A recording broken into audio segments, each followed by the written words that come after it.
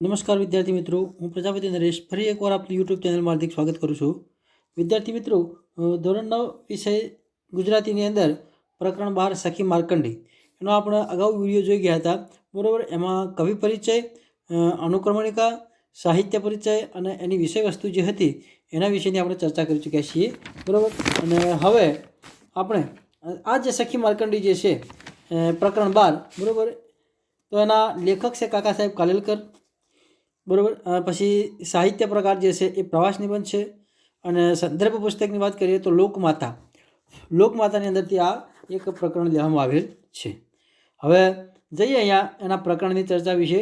તો એમાં સમાનાર્થી શબ્દો કે શબ્દ સમૂહ કે જે કંઈ હોય, બરાબર, એ જેના નીચે હું અંડરલાઇન કરું છું એ તમે નોંધતા જજો તમારી બુકમાં અને વાંચનમાં ધ્યાન આપજો. તો શું દરેક નદી માતા હોય છે? તો કે ના. માર્કંડી તો મારી નાનપણની સખી છે. એ એટલી નાની છે કે એને હું મોટી બહેન તરીકે પણ ન ઓળખાવી શકું. એટલે સખી એટલે બહેનપણી. અહીંયા એક પહેલો જ સમાનાર્થી શબ્દ છે એ તમારે ખાસ યાદ રાખવાનો. સખી એટલે બહેનપણી. બરાબર. અમારા ખેતરમાં ઉમરાના ઝાડ તળે બપોરની છાયામાં બેઠો હોઉં ત્યારે માર્કંડીનું મંદ પવન જરૂર બોલાવવાનો. બરાબર. ઉમરો એટલે એક પ્રકારનું વૃક્ષ છે, એ પણ તમારે યાદ રાખવું. બરાબર. શું કહેશે? ઉમરો એટલે એક પ્રકારનું વૃક્ષ છે કે અમારા ખેતરમાં ઉમરાના ઝાડ તળે, ઉમરાનું ઝાડ છે, એક વૃક્ષ છે, તળે એટલે એના નીચે, બરાબર, છોયડાની અંદર બેઠા છે, બરાબર, અને એનો મંદ પવન જે છે એ આવી રહ્યો છે. માર્કંડેયને કાંઠે કેટલીય વાર બેઠો છું અને પવનના મોજાથી ડોલતા ઘાસના પાન કલાકો સુધી જોયા જ કર્યા છે. માર્કંડેયને કાંઠે અસાધારણ અદ્ભુત એવું કશું જ નથી. ખાસ ફૂલોય નથી, જાત જાતના રંગવાળા પતંગિયાય નથી, રૂપાળા પથરાય નથી.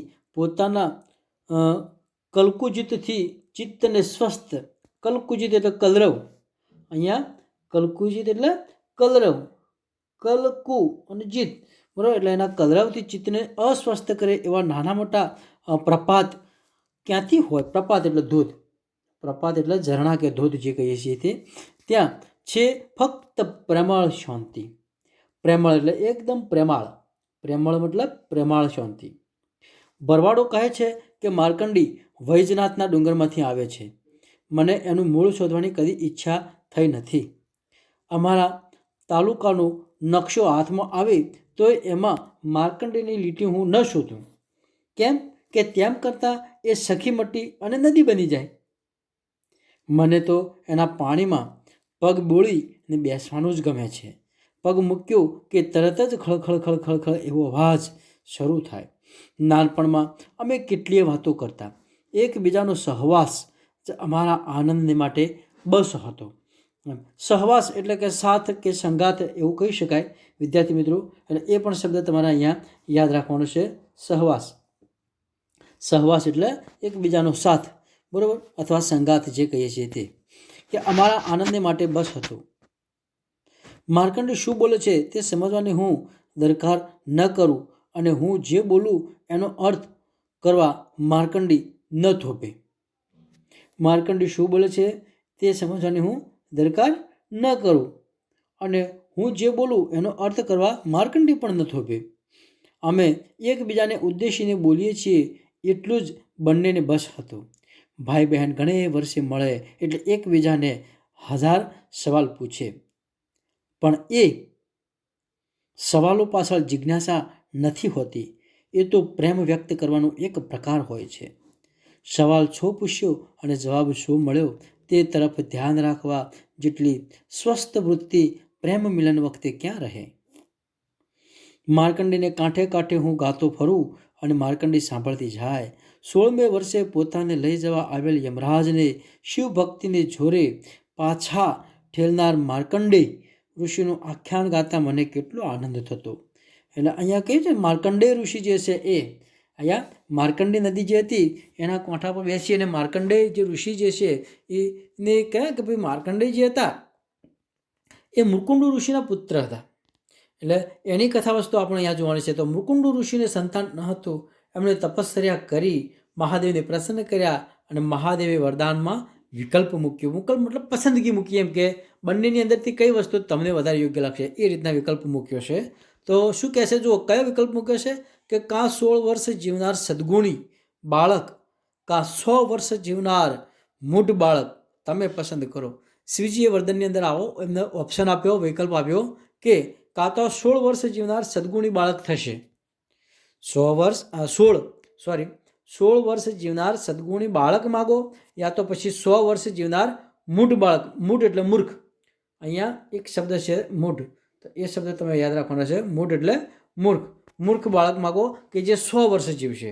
સદગુણી બાળક હશે તો તે 16 વર્ષ જીવશે. બરાબર, તમે પસંદ કરો.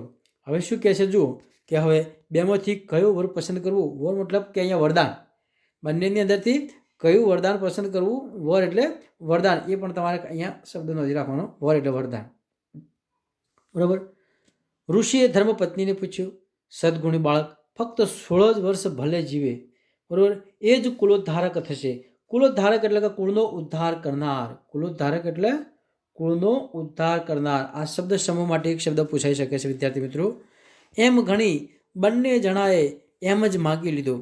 માર્કંડે જેમ જેમ ઉંમરમાં ખેલતો જાય છે તેમ તેમ મા બાપના વદન મ્લાન થતા જાય છે. વદન એટલે એમના ચહેરા, વદન એટલે ચહેરા, અને મ્લાન એટલે અહીંયા કહ્યું છે ને કે ઉદાસ.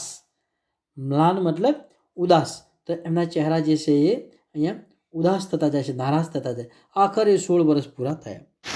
યુવાન માર્કંડે પૂજામાં બેઠો છે. યમરાજ પોતાના પાડા પર બેસીને આવ્યા, પણ શિવલિંગને ભેટી પડેલા યુવાન સાથીને અડકવાની એમની હિંમત કેમ ચાલે? હા ના કરતા આખરે પાસ ફેંક્યું.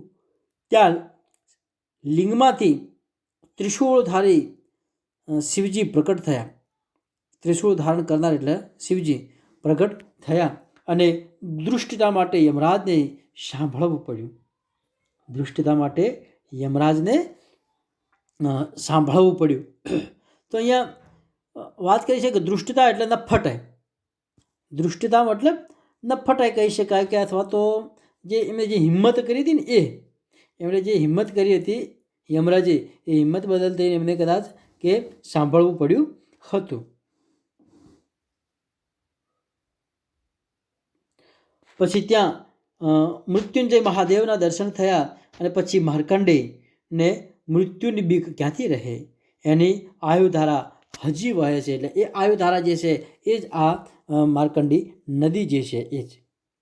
કોલેજમાં ભણતો ત્યારે પરીક્ષા પછી અમારી ભાઈબીજ થતી.